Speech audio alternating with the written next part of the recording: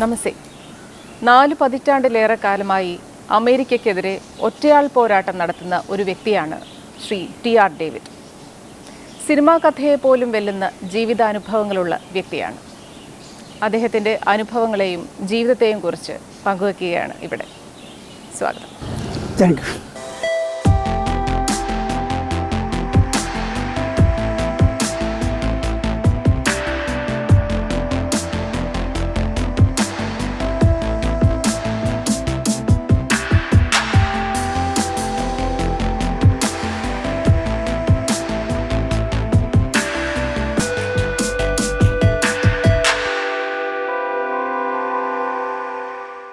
സംഭവബഹുലമായ ജീവിതം, eventful life ആണ് താങ്കളുടേത്. Definitely.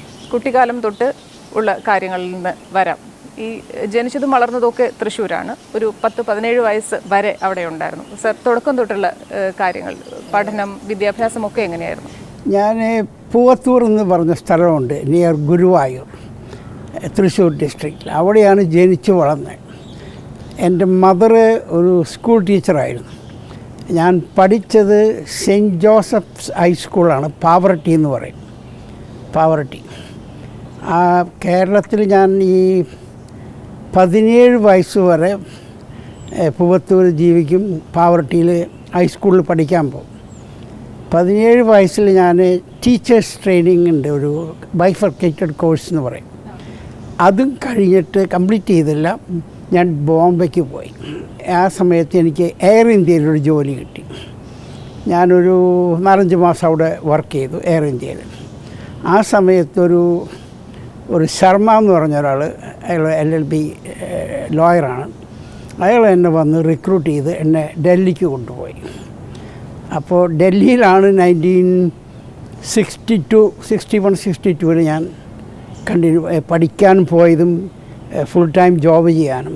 ഞാൻ പഠിച്ചത് ദേശബന്ധു ഗുപ്ത കോളേജ് എന്ന് പറഞ്ഞൊരു കോളേജിലാണ്, കൽക്കാജിയിൽ. അത് കഴിഞ്ഞ് 1968 വരെ 3rd ഇയറിൽ LLB പഠിക്കുകയാണ്. ആ സമയത്താണ് ഞാൻ ഒരു പൂർ വീട്ടിലെ ഒരു സ്ത്രീനെ കാണാൻ ഒരു ചാൻസ് വന്നതാണ്. നോട്ട് ഇൻഡയറക്ട്ലി, സംബടി എന്നെ ക്ലാസ്സിൽ നിന്ന് പിടിച്ചു വലിച്ചു കൊണ്ടുപോയത് അവളെ കാണിക്കാൻ വേണ്ടി. ഞങ്ങൾ വിവാഹം കഴിഞ്ഞ് ഷീ വെന്റ് ടു ഇംഗ്ലണ്ട്. അവൾക്കൊരു ജോബ് ഓഫർ ഉണ്ടായിരുന്നു അവിടെ നിന്ന്. അത് കഴിഞ്ഞ് ഞാൻ എൻ്റെ സ്റ്റഡി ഉപേക്ഷിച്ച് ഞാൻ ഇംഗ്ലണ്ടിലേക്ക് പോയി. അവിടെ നിന്നാണ് എൻ്റെ ഫസ്റ്റ് കരിയർ സ്റ്റാർട്ട് ചെയ്യുന്നത്.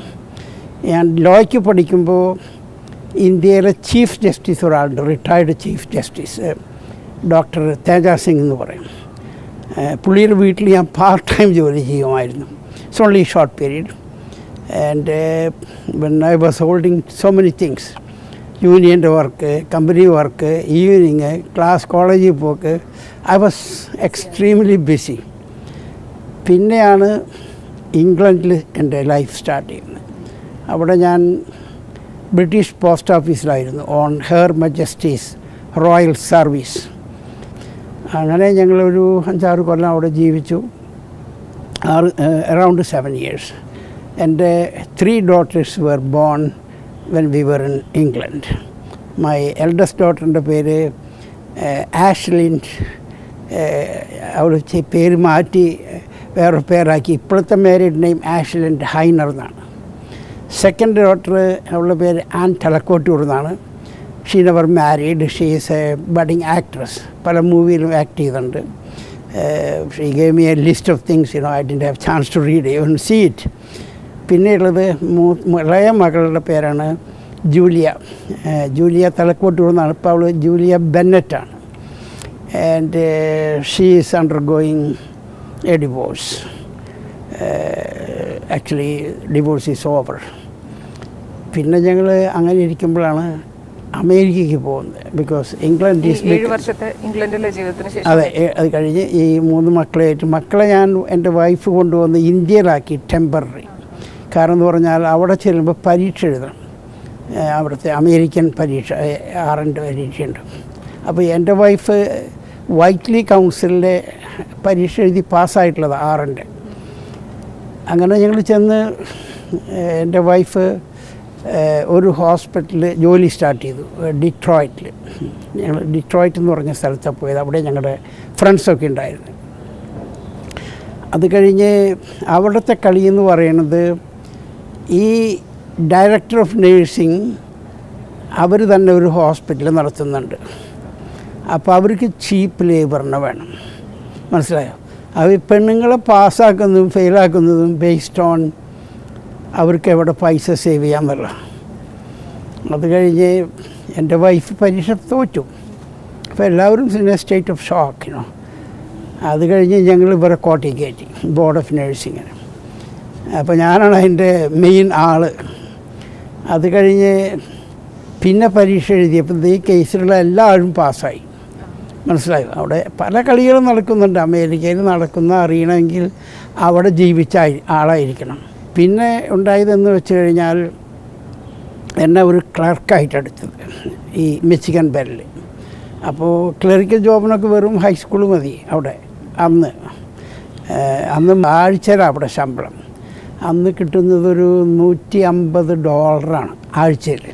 മനസ്സിലായോ? I mean at that time it is sufficient. അങ്ങനെ അവിടെ ഞാൻ ജോലി ചെയ്തൊരു 6 മാസത്തോളം ആ കമ്പനിയിൽ ജോലി ചെയ്തു, മിച്ചിഗൺ ബെല്ലിൽ. അപ്പോൾ ഇവർ നമ്മളോട് പറയില്ല, നമ്മളിവർ സീക്രട്ടായിട്ട് മോണിറ്റർ ചെയ്യും. നമ്മൾ ഓഫീസിൽ ചെന്ന് കഴിഞ്ഞാൽ എത്ര മണിക്കാണ് ടീ ബ്രേക്കിന് പോകുന്നത്, എത്ര നേരം ഇരിക്കുന്നുണ്ട്, എത്ര നേരത്തെ തിരിച്ചു വരുന്നു. അപ്പോൾ ഞങ്ങൾ വലിയൊരു ഹോളിലാണ്, ഒരു 10-400 ആളുണ്ടാവും ആ ഹോളിൽ. ഞാൻ മാത്രമേ എൻ്റെ സീറ്റിലുണ്ടാവുള്ളൂ. 10 മണിക്ക് ഞാൻ പോയാൽ 10:15 വരും. വേറെ ഇന്ത്യൻസോ മലയാളീസോ ഒക്കെ ഉണ്ടായിരുന്നോ അവിടെ? ആ ഫ്ലോറിൽ ആരും ഉണ്ടായിരുന്നില്ല. ഞാൻ മാത്രമേ the only Indian, only Malayali. അങ്ങനെ ഒരു 6 മാസം കഴിഞ്ഞപ്പോൾ എൻ്റെ ബോസ് വിളിച്ചിട്ട് പറഞ്ഞു, mister David, we were watching you and we were very happy with your work performance. We wanted to promote you. അപ്പോൾ പുള്ളിക്ക് അറിയില്ല എൻ്റെ ക്വാളിഫിക്കേഷനോ ബാക്ക്ഗ്രൗണ്ടോ ഒന്നും. ചോദിച്ചറിഞ്ഞു. അപ്പോൾ ഞാൻ പറഞ്ഞു, എങ്ങനെയുണ്ട്, this is my background in India. I work for the insurance company. I work for the chief justice at his home part time. ഇംഗ്ലണ്ടിൽ ഞാൻ പോസ്റ്റലിൽ വർക്ക് ചെയ്ത്. പോസ്റ്റലിൽ വർക്ക് ചെയ്യുമ്പോൾ എനിക്കൊരു 2 ക്യാഷ് അവാർഡും കമൻഡേഷനും കിട്ടി. അത് കഴിഞ്ഞ് 7 വർഷം കഴിഞ്ഞിട്ടാണ് താങ്കൾ US-ലേക്ക് പോകുന്നത്. What happened was in USA, I don't know whether he told this earlier, but USA-ൽ ഇപ്പോഴാണ് ഇവരെന്നെ വാച്ച് ചെയ്തിട്ട് എന്നോട് പറഞ്ഞത്, we want to promote you എന്ന് പറഞ്ഞ് എന്നെ ഒരു മെയിൽ ബോസിൻ്റെ അടുത്ത് പറഞ്ഞയക്കണം. സോ എൻ്റെ ബോസ് ചോദിച്ചു, you worked in India as a secretary, would you like to be considered എന്ന് എന്നോട് ചോദിച്ചു ഈ പൊസിഷൻ. ഞാൻ പറഞ്ഞു യെസ്. അപ്പോൾ അയാൾ പറഞ്ഞു മാനേജ്മെൻറ്റ് ജോബാണ്, so you got a good salary and everything. ഞാൻ പറഞ്ഞു. അവിടെ ചെന്ന് ഈ ഡിവിഷൻ മാനേജറെ കാണുന്നത്. അവിടെ ചെന്നപ്പോൾ he doesn't want a dark-skinned male. That's the bottom line.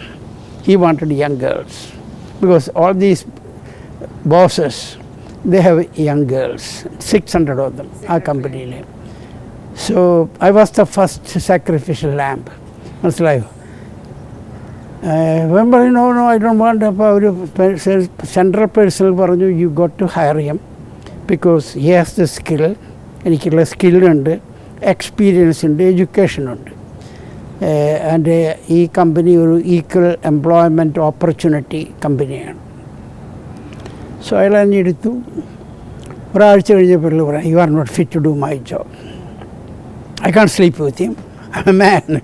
He wants young girls. That's the bottom line. പിന്നെ ഇയാൾ എന്നെ തിരിച്ചയച്ചു ഞാൻ ജോലി ചെയ്ത ഡിപ്പാർട്ട്മെൻറ്റിലേക്ക്.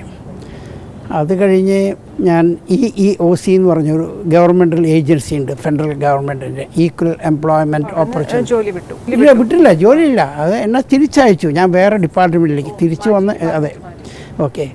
അവിടെ പോയി ഞാൻ കംപ്ലയിൻറ്റ് ചെയ്തു, ഇങ്ങനെ he discriminated me because of my gender. They can't discriminate because of your gender, national origin, color. These are all prohibited laws ആണ് അവിടുത്തെ, ചെയ്യാൻ പാടില്ല എന്നുള്ളത്. അവർ വന്ന് ഇൻവെസ്റ്റിഗേറ്റ് ചെയ്തിട്ട് പറഞ്ഞു, employer has committed gender discrimination. So mister David should be reinstated with compensation. അങ്ങനെ അവരെന്നെ റീഇൻസ്റ്റേറ്റ് ചെയ്യാണ്. ആൻഡ് എന്നെ ഒരു 4 ആളുടെ കീഴിൽ വർക്ക് ചെയ്യാൻ പറഞ്ഞയച്ചു. ഒരു ജർമ്മൻ, ഒരു ഫ്രഞ്ച്, ഒരു അമേരിക്കൻ ബ്ലാക്ക്, ഒരു അമേരിക്കൻ വൈറ്റ്. ഞാൻ കുറച്ച് നാൾ അവിടെ ജോലി ചെയ്തപ്പോൾ they found me again overqualified. It's not my fault. I didn't do anything. They said this guy is overqualified.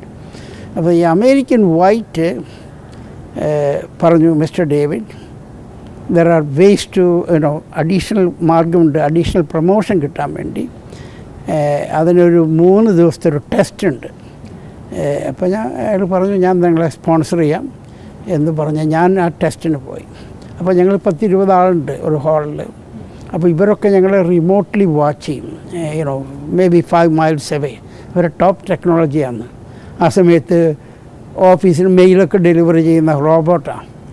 20 floor ഉണ്ട്. അപ്പോൾ ഈ റോബോട്ട് പോയിട്ടാണ് മെയിൽ പിക്കപ്പ് ചെയ്യുന്നതും കൊടുക്കുന്നതും വരുന്നതൊക്കെ. അതൊക്കെ അന്നത്തെ ടെക്നോളജിയാണ് പറഞ്ഞത്, 1975 മനസ്സിലായോ? ആ ടെസ്റ്റ് പാസ്സായി കഴിഞ്ഞ് എനിക്ക് 100-ൽ 100 മാർക്ക് കിട്ടി. അവർ 10 out of 10 ഏരിയ ഒക്കെ ടോപ്പ് മാർക്കാണ്. അപ്പോൾ കമ്പനി എന്നെ പ്രൊമോട്ട് ചെയ്യില്ല, ഈ റിസൾട്ടും പറയില്ല. ഞാൻ പാസ്സായി എന്നുള്ള റിസൾട്ട് പറയണ്ടേ.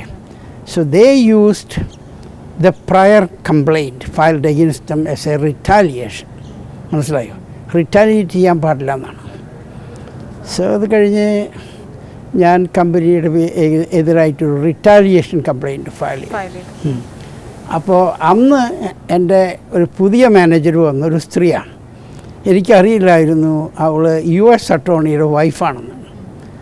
ഞങ്ങളുടെ ഓഫീസ് ഇവിടെ ഈ ഗവൺമെൻറ്റിൻ്റെ ഫെഡറൽ ഏജൻസിയുടെ ഓഫീസ് ഞങ്ങളുടെ ഇങ്ങനെ ഓപ്പോസിറ്റ് ബിൽഡിങ്ങാണ്. ഒന്ന് ആ സൈഡിൽ റോഡിൻ്റെ, ഒന്ന് ഈ സൈഡിൽ.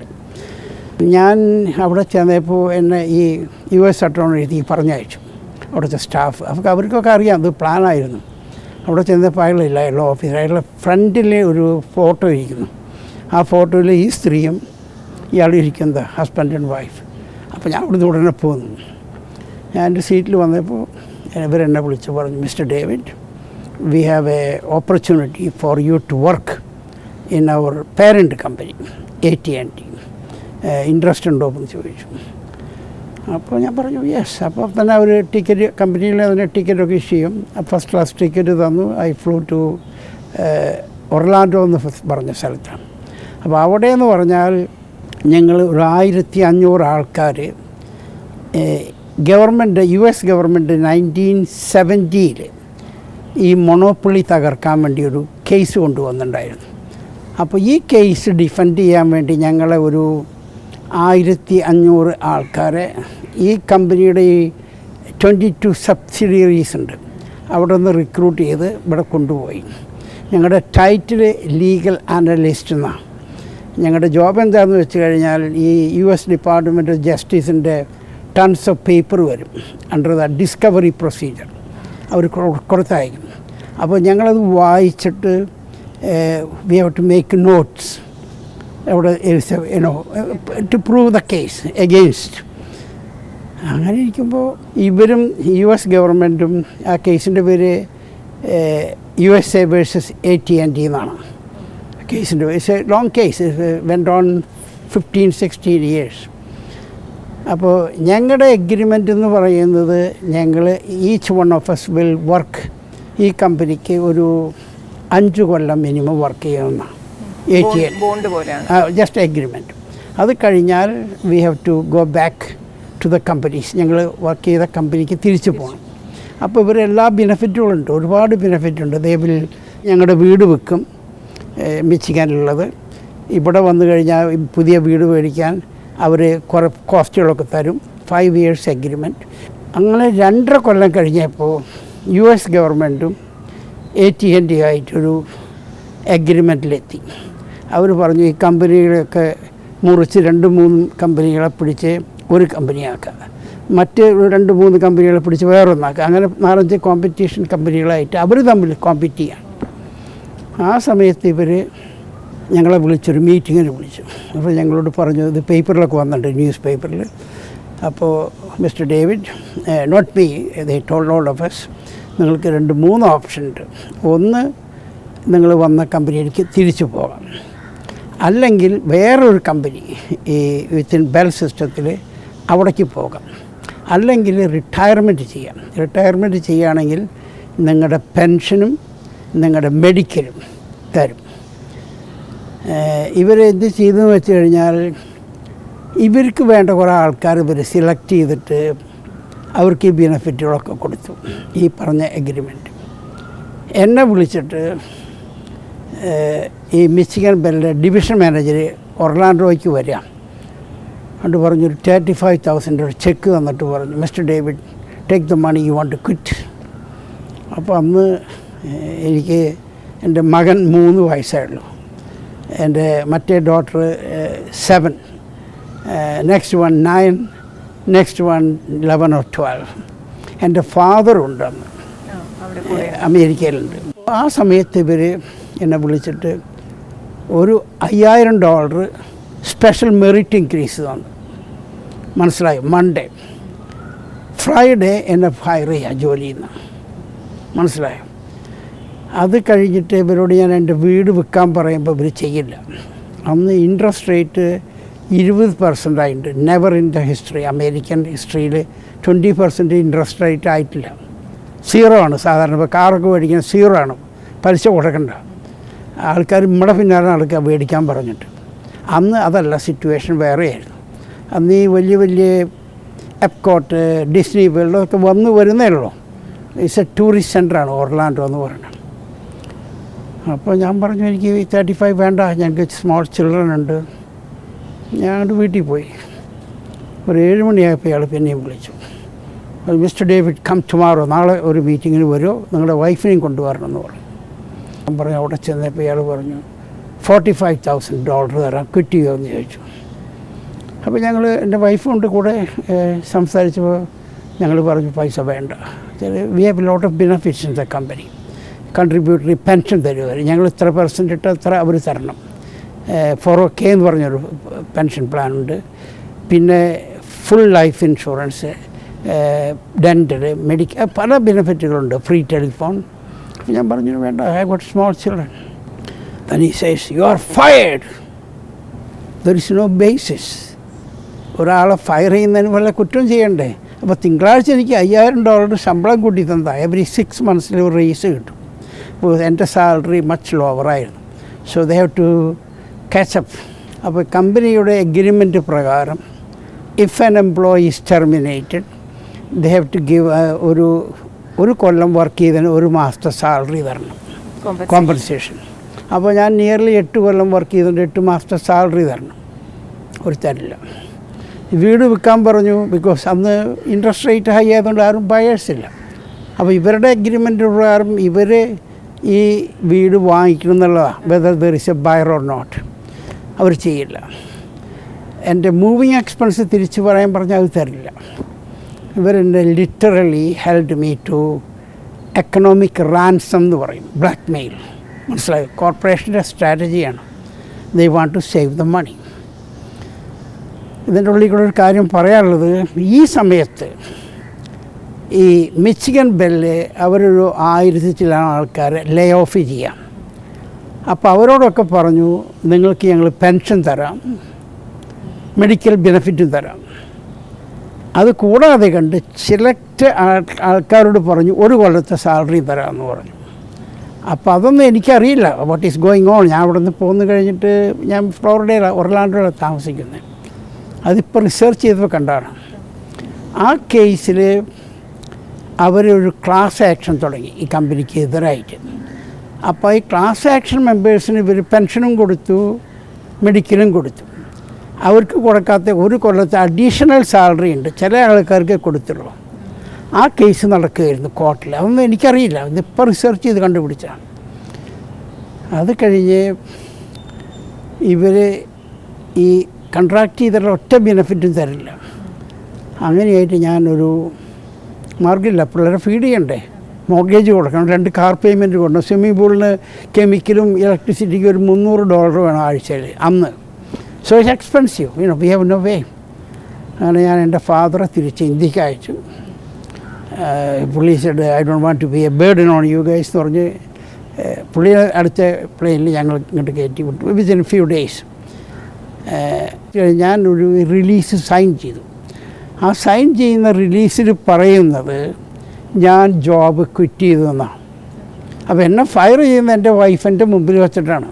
യു ആർ ഫയർഡ് എന്ന് പറഞ്ഞിട്ട് ഇയാൾ പറയാം എൻ്റെ വൈഫിനോട്, I'm sorry young lady, I have to meet you under these circumstances എന്ന് പറഞ്ഞിട്ട് അത് എഴുന്നേറ്റ് പോവുക. I have to catch a flight എന്ന് പറഞ്ഞു. ഒപ്പം അവർ സൈൻ ചെയ്ത് മേടിക്കുകയും ചെയ്യും. അതെ, അത് കഴിഞ്ഞിട്ട് ഞാൻ റിലീസ് സൈൻ ചെയ്തു. ആ റിലീസ് സൈൻ ചെയ്യുന്നത് ഞാൻ ക്വിറ്റ് ചെയ്തു എന്ന് പറഞ്ഞിട്ടാണ്. ഞാൻ ക്വിറ്റ് ചെയ്തോ, മനസ്സിലായോ? ഇവർ പ്രൂവ് ചെയ്യണം നിങ്ങൾ ജോബ് വോളണ്ടറിലി ക്വിറ്റ് ചെയ്തതാണെന്ന്. They can prove it. They have to prove under the US law. They have to prove before a jury. ഒരു ജുറി എന്ന് പറഞ്ഞാൽ പബ്ലിക്കിൽ എലിജിബിളായിട്ടുള്ള വോട്ടേഴ്സ് ഉണ്ട്. അവരെ കൊണ്ടുവന്നിട്ട് അവരാണ് തീരുമാനിക്കുന്നത് ആര് പറഞ്ഞത് സത്യമെന്ന്. ജഡ്ജിനെ നോക്കിയിരിക്കാനേ പറ്റുള്ളൂ. ഫൈൻഡിങ്സ് ഓഫ് ഫാക്ട്സ് അത് ഡിസൈഡ് ചെയ്യുന്ന ജുറിയാണ്, മനസ്സിലായോ? ഈ EOC പിന്നെയും പോയി ആ റിലീസിൽ സൈൻ ചെയ്തു. അത് കഴിഞ്ഞിട്ട് ഞാൻ ഇവരുടെ പേരിൽ കംപ്ലയിൻറ്റ് ഫയൽ ചെയ്ത് എന്നെ ഇല്ലീഗലി ടെർമിനേറ്റ് ചെയ്തെന്ന് പറഞ്ഞു.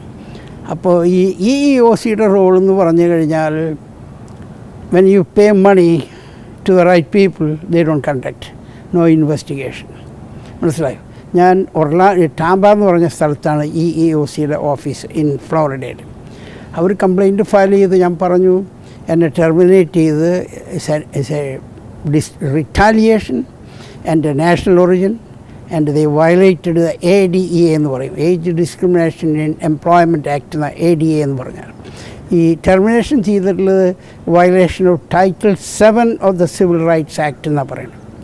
ആ ആക്ടിൽ പറയുന്നത് an employer cannot terminate an employee, ഒരു കാരണമില്ലാണ്ട് ടെർമിനേറ്റ് ചെയ്യാൻ പാടില്ല. And you prove I say ഞാൻ അവരോട് പറയണത് എന്നെ ടെർമിനേറ്റ് ചെയ്ത് because of A national origin. ഞാൻ ഇന്ത്യക്കാരനായതുകൊണ്ട് എന്നെ ടെർമിനേറ്റ് ചെയ്തു. അത് റിറ്റാലിയേഷനാണ്. ഈ ഏജ് ഡിസ്ക്രിമിനേഷന് എതിരായിട്ടാണ് എന്നെ ഒരു ഫയർ ചെയ്ത്.